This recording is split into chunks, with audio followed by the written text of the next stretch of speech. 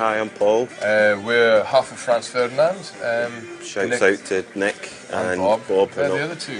Couldn't make it. No, it's very sad, but we're here.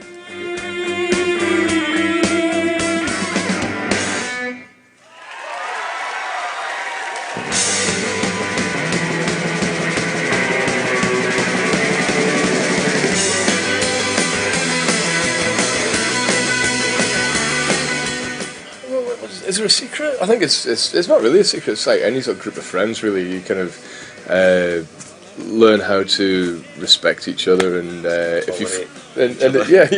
But if you fall out, you make up again, you know, like you would with any friends.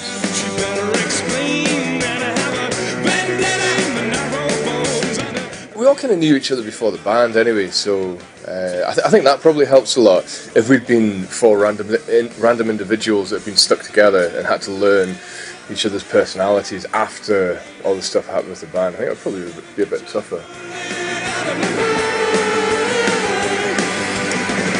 Come home, practically all is rarely forgiven.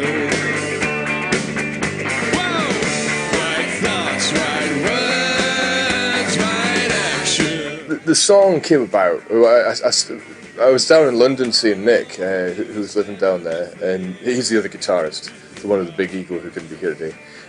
And I was at a flea market and I found a postcard that had a message written on it, and it was this wonderfully evocative, cryptic message. It said, "Come home, practically all is nearly forgiven."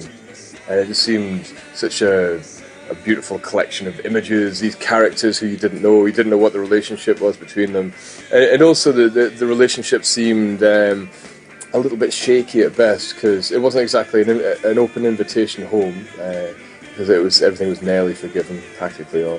But I thought it was a good subject for a song, and for the chorus, I used this other phrase which I'd overheard: right thoughts, right words, right action, which seems such a beautiful response to that kind of a situation. And it sounds good when you sing it as well. When I was talking about the chorus, like I wanted it to be a response to the situation, but not an answer to the situation, because the best lyrics never give you an answer; they give you more questions, and then because that's how you make a lyric personal as well. It makes you ask questions which you apply to your own life, and hopefully that's what we do.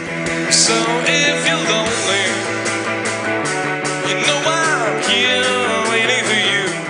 I think when people come to see us, there's certain songs that I know they'd love to see live, and they probably feel a bit disappointed if they didn't play it live. Like I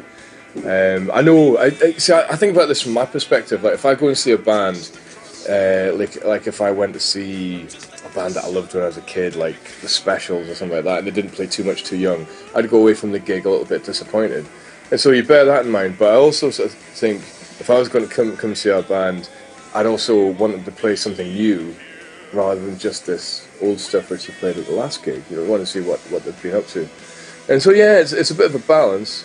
But when we write set lists, you don't really think of where to place them against each other as to how new they are. It's a different dynamic. You kind of try and, after doing it for a few years, you learn how the energy levels work in a set. Like you can't have it totally banging and full on all the time, otherwise you use up all your energy. Or you've got to have and you can build it in different ways. It's kind of like doing a DJ set. You know that certain songs, the tempos work well with each other, and even keys and things like that. Like you know that if you go from one song into another, like on this set here, we're going to go.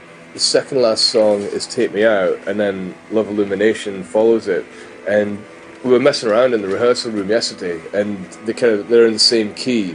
And so we've worked out we can we can kind of run one into the other slightly, and so keep the guitars droning.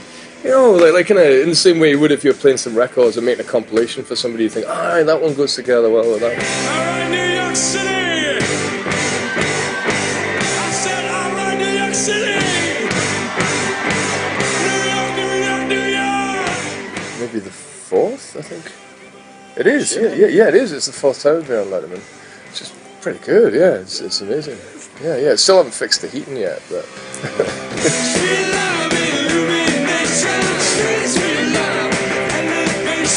I guess everybody in the UK knows this theatre because it's of the Ed Sullivan Show and the Beatles and all the British bands that followed on afterwards. It's kind of part of our consciousness, you know, we're aware of it. So I remember the first time we came over, that was in our minds when we first went on upstairs, and it's pretty exciting, isn't it?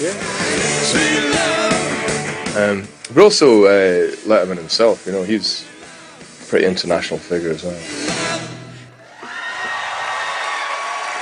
Thank you very much. Thank you very much. New York City and the internet.